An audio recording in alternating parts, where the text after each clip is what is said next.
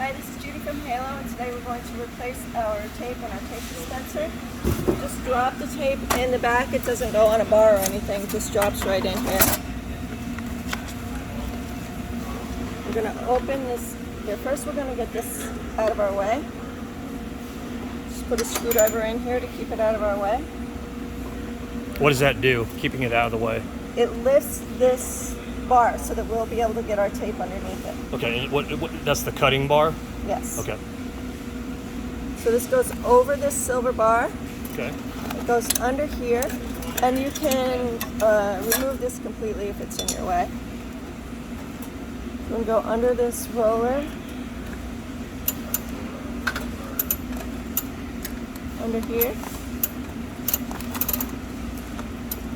And across the wedding pad there? yeah, Okay. and put this back. Does that lock in And place?